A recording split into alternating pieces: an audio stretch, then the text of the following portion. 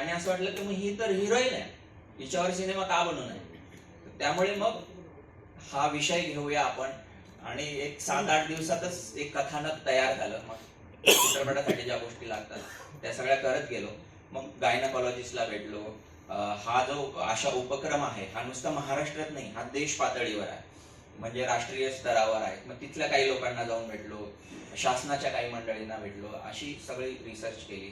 In fact जेव्हा आम्ही shoot करत होतो तर किती 2 आशाताई आमच्या सोबत पूर्ण शूटिंगच्या शेड्यूल मध्ये सोबत होतो आणि एक्सपर्ट म्हणून. आणि जेव्हाही आम्ही तसे सीन्स करायचे होते ते सांगायचे रिंकूला, हे असं नाही, ते बाळ ना असं पकडायचं, किंवा हे इंजेक्शनची माहिती आम्ही अशा पद्धतीने देतो, किंवा पुस्तिका आम्ही अशा देतो. तर त्या सगळ्या गोष्टी अशा अभ्यासाने अनुभवाने घडत गेल्या. आपण नेहमी म्हणतो एक प्रश्न की औषधाची गोळी ती गोड करूनच द्यावी लागते, द्यावी ती पचते. तर हा सिनेमा एक चांगला विषय घेऊन येताना तो प्रेक्षकांना बोजड वाटू नये, तर यासाठी त्यामध्ये कर्मणीचं असं काही तुम्ही सूत्र गुंफलेले आहेत.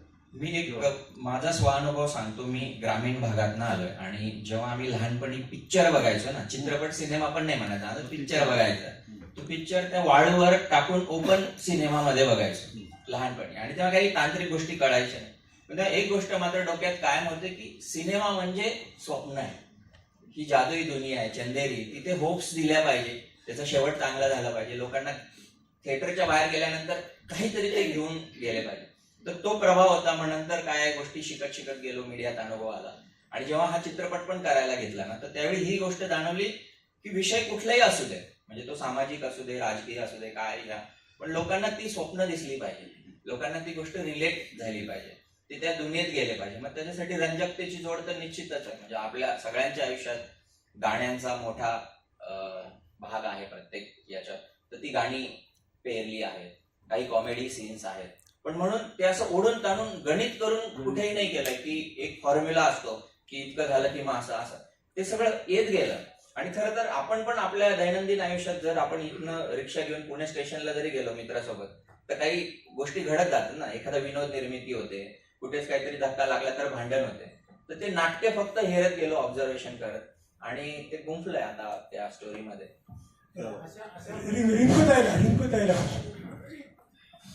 रिंकूताई, हा जो पिक्चर हा सोशल थीमवर आहे, तर तुझं इंटेन्शन काय आहे पिक्चर करण्यामागे? तुला नॅशनल अवॉर्ड हवा आहे का? मी अवॉर्डसाठी काम नाही करत. माझं एवढंच होतं की आपण एकाच गावचे, बरोबर, आपल्याकडे खूप आशाताई येतात, त्यांचा संघर्ष आपल्याला माहिती नसतं. आणि पुन्हा तेच मी माझ्या घरातही हे बघितले, तर मला असं वाटलं की ॲक्च्युली त्या खऱ्या आयुष्यातल्या नायिका आहेत, मी तर पडद्यावरची आहे. तर अशा नायिकांना घराघरात पोहोचवण्याची जबाबदारी जर ते माझ्यावरती देत असतील, तर याच्यापेक्षा मोठी भाग्याची गोष्ट काय होती. रिंकूला या वर्षाचा राज्य पुरस्कार मिळाला उत्कृष्ट अभिनेत्री म्हणून.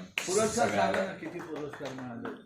ह्या चित्रपटाला रिंकूला सर्वोत्कृष्ट अभिनेत्री मिळाला आहे, उषाताईंना सहाय्यक अभिनेत्री, मला उत्कृष्ट सामाजिक विषय हाताळणारा दिग्दर्शक, आणि चित्रपटाला उत्कृष्ट सामाजिक चित्रपट. दीपक, अजून एक प्रश्न होता की हा जो पिक्चर सोशल थीमवर आहे, याच्यामध्ये थोडी कॉमेडी, थोडा रोमांस आहे का नाही? कारण प्रोमो बघताना खूप अग्रेसिव्ह वाटलं, डेसिबल लेवल वाढवलं प्रोमो. नाही, सुरुवातीला तुम्ही बघितलं असेल ना, नवऱ्याबद्दलचं तिचं रिलेशन आहे, मालती रोमॅन्टिक आहे ना. तुम्ही सीन्स 3-4 बघितले असतील, परत एकदा आपण निश्चित प्ले करू. परत हलका फुलका पावणं वाढ, डेसिबल लेवल्स वाढतो असं वाटतं. मला असं वाटतं की फक्त ट्रेलरवरून जज नका करू, 19 तारखेला फिल्म बघा, तुम्हाला सगळं त्याच्यात दिसेल. हॅलो रिंकूताई, तुम्हाला एक प्रश्न होता की आज तुम्ही महाराष्ट्राला आणि जनतेला खूप एक दर्जेदार आणि समाजामध्ये हात घालणारे प्रश्नांबद्दल चित्रपट दिले, जसे सैराट असं, त्याच्या माध्यमातून तुम्ही खूप समाजात प्रबोधन केलेलं आहे. तर या पिक्चरमध्ये आशा ही आज सेवाभावी संस्था महाराष्ट्र देशामध्ये पूर्ण सर्वत्र काम करत आहे. तर या पिक्चरमध्ये काम करताना एक महिलाबद्दल तुम्हाला कसं वाटलं, आणि त्यातले जे चॅलेंजिंग विषय होते त्यातले तुम्हाला थोडं आम्हाला प्रकट करत कसे वाटले? महिलांविषयी मला प्रचंड आदर आणि रिस्पेक्ट आहे. इव्हन मला चांगल्या सगळ्या माणसांविषयीच आहे. मला महिला आणि पुरुष असं काही मला पर्सनली तरी नाही आहे. पण जास्त आशा सेविका ह्या आपल्याकडे महिला आहेत.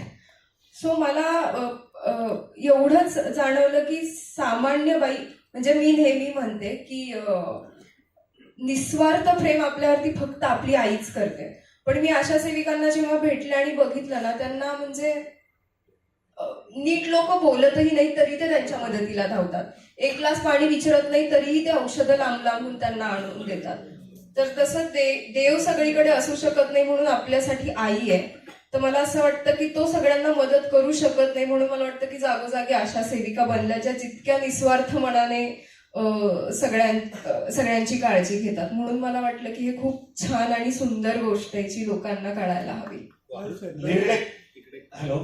आशा वर्कर तुम्ही जी भूमिका करताय तर ती शहरी भागातली आहे का ग्रामीण भागातली आहे? कारण दोघांची वेगवेगळ्या पातळ्या आहेत ना आणि समस्या वेगवेगळ्या आहेत. तर तुम्ही या चित्रपटाचा अभ्यास करते वेळेस नेमका कुठला भाग घेतला, ग्रामीणचा का शहरी भागातला? तुम्हीच उत्तर द्या. ग्रामीण भागातली आशा सेविका आहे आणि पूर्ण आमची फिल्मच ग्रामीण भागातली आहे, शहरी नाहीये. अभ्यास मी नाही केला, अभ्यास दिग्दर्शकांनी केलाय. आशा त्यांनी कागदावरती लिहिली आहे, आजूबाजूचे पात्र सगळे त्यांनी रेखाटलेत. माझं काम एवढंच होतं की जी मालती त्यांनी लिहिली आहे ती जशी आहे तशी मला प्रेक्षकांसमोर आणायची होती. तर मालती काय पद्धतीने काम करू शकते याच्यावरती मी फक्त त्यांच्यासोबत बोलले. बाकी पूर्ण फिल्म आणि मालती आशा सेविका त्यांच्याच आहेत. आशाचा लीड रोल साकारत असताना काही चॅलेंज वाटले का तुम्हाला? एकच मिनिट फक्त त्यांच्या उत्तराचं दुसरा भाग की ग्रामीण आणि शहरी अशा जरी आशा असल्या तर आशांचा जो एक कॉमन प्रॉब्लेम आहे तो सेम आहे. आशा ज्या प्रॉब्लेम बरोबर डील करतात, म्हणजे शहरी भागातले मलेरिया, डेंग्यू, अमुक तमुक असे प्रॉब्लेम्स असतील, ग्रामीण भागात टीबी किंवा गरोदरपण किंवा असं काही प्रॉब्लेम असू शकतात. तर त्यांच्या त्या ज्या प्रॉब्लेमला सॉल्व्ह करतात ते त्याच्यात फरक आहे. पण आशांचा जर युनिव्हर्स पकडला तर ब्रॉडली जो प्रॉब्लेम आहे तो आपण सर्व प्रॉब्लेम म्हणजे त्याला आपण हाताळण्याचा प्रयत्न केला.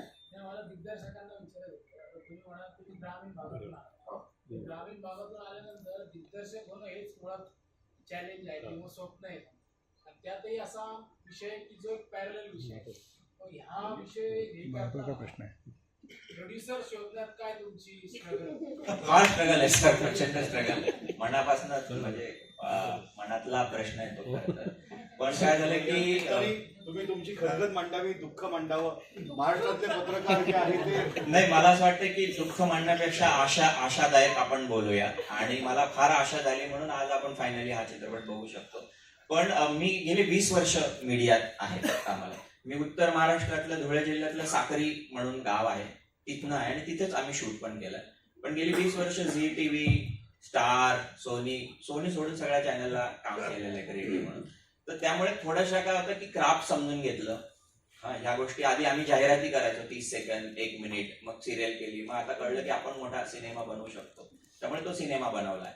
पण चॅलेंज प्रत्येक वेळी असतं. तुम्ही मोठे असा, अनुभव असा, नवीन असा आणि स्पेशली अशा विषयाला निश्चितच असतं. पण योगायोगानं माणसं भेटत गेली. जसं निलेश कुवर इथे नाव आहे, तो माझा मित्र आहे. म्हणजे कॉलेजच्या दिवसात आम्ही इंजिनिअरिंगला सोबत होतो आणि अशा चर्चा असायची की एक दिन आपण ऐसा करेंगे वैसा करेंगे. म्हटलं आता आपण काहीतरी जुळवाजुळव करून मग तो केलाय. आणि मला सांगायला आनंद होतो, योगायोगाने आम्ही दोघेही नवरा बायको आहोत, या प्राध्यापिका आहेत विद्यापीठात. तर त्यामुळे माझी एक रोमॅन्टिसिझमची गाडी दुसरी बाजूला चालू असते, त्याला या स्थिर करतात. तर त्यामुळे निर्मात्या म्हणून त्याही आल्या, त्यामुळे ते पैशाचं गणित थोडंसं सांभाळता आलं, बॅलन्स करता आला. आणि चित्रपट निर्माण झाल्यानंतर एक चॅलेंज असतं की तो जगासमोर पोहोचायचा. त्यासाठी तुम्हाला मोठ्या कॉर्पोरेटची मदत लागते. आणि मग मुरली सर आणि पॅनोरमा सगळा स्टुडिओ तो समोर आला आणि आज तुमच्या समोर आहेत. पण अडचणी आहेत त्या येतच राहणार. मला या अँगलने विचारायचं होतं की तुम्ही आता हा असा विषय घेऊन कुठल्याही प्रोड्युसरकडे गेला की प्रोड्युसरची गणित त्याची ठरलेली असते, तुम्हाला याच्यातून कसा पैसा मिळेल, बरोबर? तर तुम्ही अशा किती प्रोड्युसरला ही स्टोरी पिच केली आणि किती प्रोड्युसर आहेत ज्यांनी मान्य केली?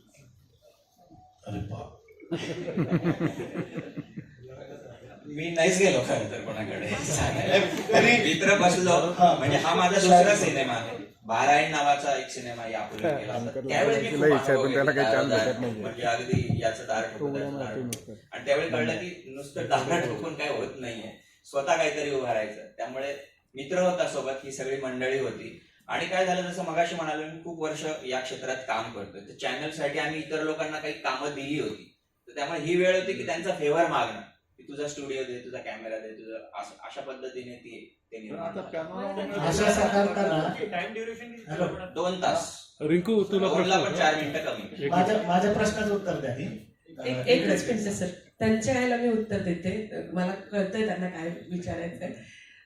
पण मी सगळे ग्रामीण भागातून आलेले पत्रकार आहेत, त्यांना सांगते की बऱ्याच वेळेला मराठी सिनेमामध्ये पण आपण बघतो की फर्स्ट टाइम डायरेक्टर्स खूप येतात, जी आपली कथा त्यांना मांडायची असते.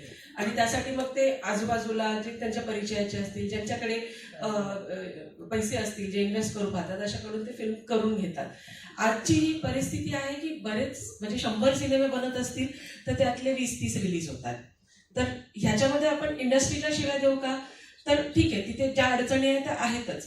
पण मी ह्या बाजूची पण तुम्हाला, मी बिईंग अ प्रोफेसर, आणि मी सांगते की आपण बऱ्याच वेळेला फर्स्ट प्रिंट पर्यंतची कॉस्ट काढतो.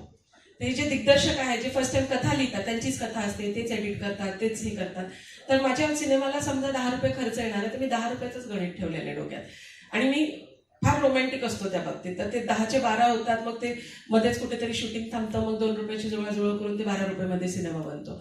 पण त्याला पोहोचवण्यासाठी तेवढेच 10 रुपये लागणार आहेत, हे गणित नसतं. आणि मग तुम्ही परत दारोदारी फिरायला लागता. जेव्हा तुम्ही 10 रुपयाची जुळवाजुळव केली, तोवर इंडस्ट्रीमध्ये अजून 100 सिनेमे आलेले असतात. तर हे मी ह्या मंचावरून सांगेल की जेव्हा चित्रपट बनवता तेव्हा पोस्ट प्रोडक्शनच्या पलीकडे मार्केटिंग डिस्ट्रीब्युशन नावाचा प्रकार आहे, तोही तुम्ही गृहीत धरा. आणि मग म्हणा की माझा चित्रपट 20 रुपयात तयार होणार आहे. तर ह्या ज्या अडचणी आहेत ना, तुम्ही जे म्हणताय त्या नाही होणार एवढ्या. रिंकू, आशा साकारताना कारण हा विषय सामाजिक आहे, सो त्याला थिएटरमध्ये प्रेक्षक येऊन बघतीलच असं त्याविषयी काय केलं, म्हणजे जसं की हा विषय थिएटरमध्ये जाऊन बघतील किंवा घरी OTTला बघतील, कारण हा पण एक प्रश्न आहे ना नंतर. परत एकदा मी सांगते, म्हणजे निर्माती म्हणून सांगते की मी माझ्या विद्यार्थ्यांना पण कायम सांगते की प्रत्येक कॉन्टेंटला, मग तो कितीही क्रिंज असेल, त्याचा एक ऑडियन्स असतो. आज युट्यूबवर मी फालतू व्हिडिओ असं नाही म्हणणार, पण जे काही डोकेदुखी व्हिडिओज असतात ते त्याला लाखो मिलियन्समध्ये व्ह्यूज असतात. म्हणजे प्रत्येक कॉन्टेंटचा एक प्रेक्षक असतोच. तुमचं डिस्ट्रीब्युशन किती स्ट्रॉंग आहे की तुम्ही त्या प्रेक्षकापर्यंत पोहोचण्यामध्ये तुमचं जर यश आलं तर ती व्यावसायिक गणित आपोआप जुळू लागतात. रिंकू तुला प्रश्न होता. आणि या प्रश्नाचा अजून की तुम्ही काय केलं, आम्ही रिंकूला कास्ट केलं. त्याच्यामुळे महाराष्ट्राची लाडकी अभिनेत्री आहे, सगळ्यांच्या घरोघरी आहे. पण रिंकूला घेणं म्हणजे ती एक चॅलेंज असते की ती दिग्दर्शकाची जबाबदारी आहे, कारण तुम्ही तिला कसं दाखवणार आहेत, कारण प्रेक्षकांच्या अपेक्षा आहेत. त्यामुळे मग ती संहिता तशा पद्धतीची लिहिली गेली, मग ती रिंकूला आवडली आणि आता तो पोचतोय तिचा चेहरा असल्यामुळे. आशा साकारताना एक प्रश्न ऐका. नाही मुंदळे साहेबांना जे जमलं ते तुम्हाला जमलेलं आहे, कारण मुंदळे साहेबांनी रिंकूच्या रूपानं, सैराटच्या रूपाने चांगल्या अभिनेत्री मराठी चित्रपट सृष्टीला दिली. अशाच्या रूपाने तुम्ही आता त्यांना कास्ट केलेलं आहे. हे सोलापूरकरच्या दृष्टीने, आम्हा सर्व पत्रकाराच्या दृष्टीने अतिशय भाग्याची गोष्ट आहे, कारण सैराटला सुद्धा रिंकूला राष्ट्रीय पुरस्कार मिळाला आणि या चित्रपटाला आपण सांगितल्याप्रमाणे आता राज्य पुरस्कार मिळाले. ही कौतुकास्पद गोष्ट आहे, याबद्दल सर्वांनी टाळावं. सैराटचा सर, आतापर्यंत ऐकलेला सगळ्यात भारी फार आनंद. फक्त रिंकूच सुरू, दुसरं कोणीच करू शकत नाही. त्याच्यामध्ये जे अग्रेसिव्हनेस आहे ना सैराटमध्ये, कोणच नाही. आशा साकारताना रिंकूला काही चॅलेंजिंग वाटलं का असं? नाही, एक माझा नॅशनल अवॉर्ड हे माझा ऍड केलं ना, त्याला नॅशनल अवॉर्ड नॅशनल मिळणार ना सर, मिळणार सर. रिंकू, एक प्रश्न होता. रिंकूसाठी माझा प्रश्न आहे, समोर मुळामध्ये कसं आहे, एकच मिनिट मी येते. महत्वाचा प्रश्न आहे. लीड रोल साकारताना तुम्हाला काही दडपण होतं का? आणि अकलूज पासून ते आशापर्यंतचा हा जो प्रवास आहे, तर त्याच्याविषयी थोडस सांगा. दडपण नाही नाही येत मला कधीच प्रमुख भूमिका करताना. मला नेहमी असं वाटतं की कुठली तरी जबाबदारी घेऊन मी काम करते आणि ती व्यवस्थितरित्या माझ्याकडून पार पडली पाहिजे. त्याला कुठे धक्का लागता कामा नये. ती तितकीच सुंदर लोकांसमोर आणावी. आणि अकलूज ते आशाचा प्रवास म्हणजे अकलूजमध्येच कितीतरी आशा आहेत. सो मला वाटतं की काय छान आहे की लोकांचे इतकं आशीर्वाद मिळतात आणि प्रेम मिळतं. अजून काय हवं. सैराटचा विषय निघाला. कथा कोणी लिहिली? सैराटचा विषय ऐका ना, सरांनी सैराटचा विषय निघालाय.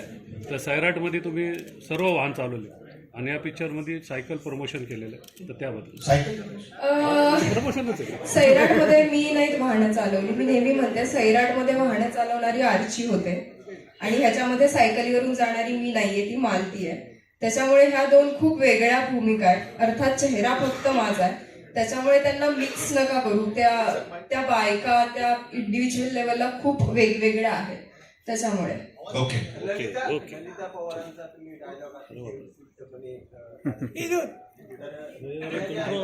यांना वगैरे बाजूला घ्या, यांना बाजूला घ्या.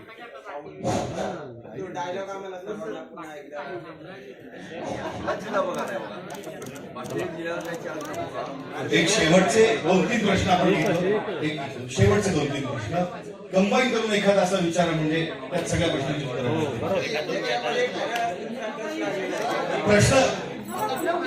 बरं थांबा, त्यांना एक लाईन ऐकायची. बरं, एक मिनिट, इकडे बघा मॅडम, इकडे बघा. कुठं एक मिनिट. हे रिंकून आहे, हे मालतीचं म्हणणं आहे. हा मी एक पिक्चर पाहिला होता, त्याच्यात हे मवानी ललिता पवारला असंच मारून टाकतील. बाबा बढिया. प्रश्न विचारा. प्रश्न सर.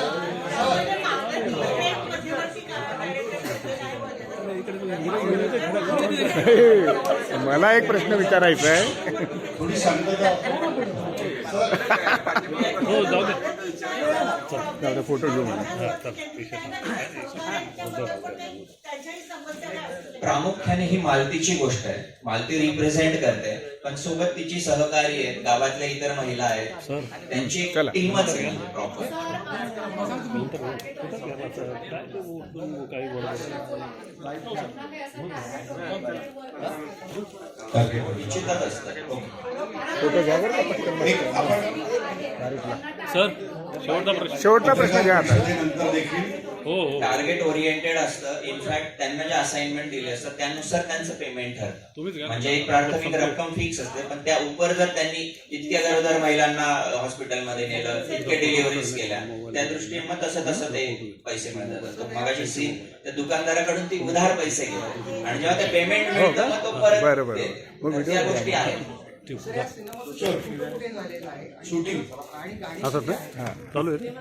धुळे जिल्ह्यातल्या साक्री तालुका आहे आणि तिच्यात 4-5 गावं मिळून आम्ही चित्रपटातलं एक गाव बनवलंय आणि तिथे जवळपास 100 वर्ष जुनी लाकडी घरं आहेत एकामागे. त्यामुळे हे पहिल्यांदा होते की हे दृश्य म्हणजे आपण कोकण आणि पश्चिम महाराष्ट्रातले गाव बघितलंय. पहिल्यांदा हे उत्तर महाराष्ट्रातलं एक गाव आपल्याला दिसणार आहे. या सिनेमात 2 गाणी आहेत. अरे जा तू. शेवटचा प्रश्न आता. अरे, नंतर तुम्ही तू शेवट- गप्पांमध्ये त्यांना विचारू. शेवटचा प्रश्न आहे माझा आणि एकमेव प्रश्न. शेवट घ्या शेवट. एक मिनिट. सगळं मिळून विचार. आशाच्या माध्यमातून स्त्रीच्या कथा आणि व्यथा मांडताना, समाजाचं रंजन करत असताना दृष्टीच्या कोणत्या बाजूला अंजन घालण्याचा प्रयत्न केला? क्या बात आहे, क्या बात आहे. खूप छान प्रश्न. प्लस तुम्हाला बघून अशोक कुमार साहेबांची आठवण आली. अंजन वगैरे नाही सर, खूप सहज पद्धतीने प्रयत्न केला आणि ना बाईची बाजू घेतली ना पुरुषाची, बॅलन्स साधण्याचा प्रयत्न केला. आणि मला असं नेहमी वाटत असतं की संसाराचा गाडा चालवत असताना ते दोन्ही इक्वल असलं पाहिजे तरच ते पुढे जातं. त्यामुळे बऱ्याचदा लोकांना असं वाटतं की हा स्त्री सेंट्रिक सिनेमा आहे म्हणून हे काहीतरी स्त्रियांना घेऊनच काहीतरी वेगळं कमेंट करताय आणि मग पुरुषांना कमी दाखवायचा प्रयत्न होतोय का, तर तसं अजिबात नाहीये. त्याप्रमाणे फक्त मालतीची काही स्वप्न आहेत, तिला काहीतरी करून दाखवायचं आहे, पण सोबतच तिने ऍज अ पत्नी म्हणून आपल्या नवऱ्याला कन्व्हिन्स केलंय, आपल्या सासू सासऱ्याला कन्व्हिन्स केलंय. आणि सासूची जी नोकझोक आहे ना ती तेवढ्याच पद्धतीची, ती काय फार अशी खरंच ती ललिता पवार सारखं मारून टाकणार नाही. तर ती बॅलन्स साधण्याचा प्रयत्न आहे. अरे बस हो, बस हो. जाऊन दे.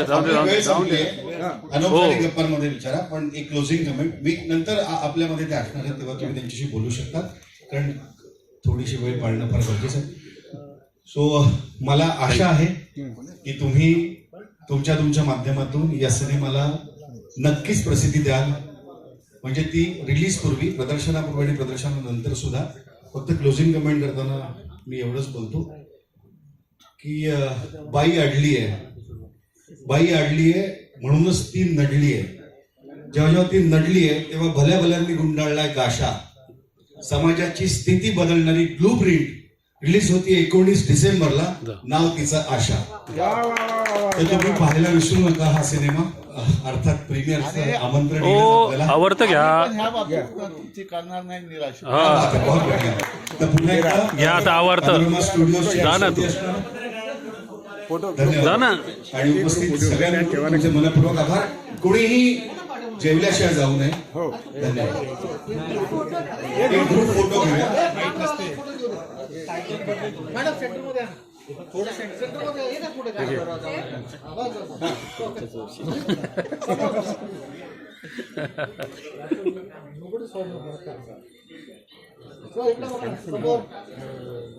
इकडे आता घ्या तुम्हाला काय करायचं. झालो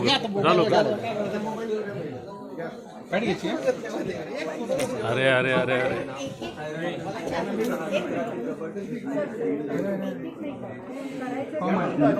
हो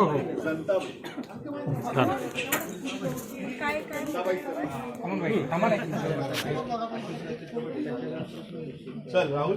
नक्की बघ.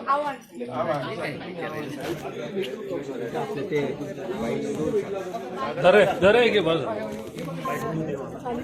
नमस्कार, मी टिंकू राजपूत. 19 डिसेंबरला माझा आशा नावाचा सिनेमा येतो, ज्याच्यामध्ये मी मालतीचं कॅरेक्टर केलं आहे. तर मला आशा आहे की हा सिनेमा तुम्हाला नक्की आवडेल. तर प्लीज जवळच्या सिनेमागृहात सांगा.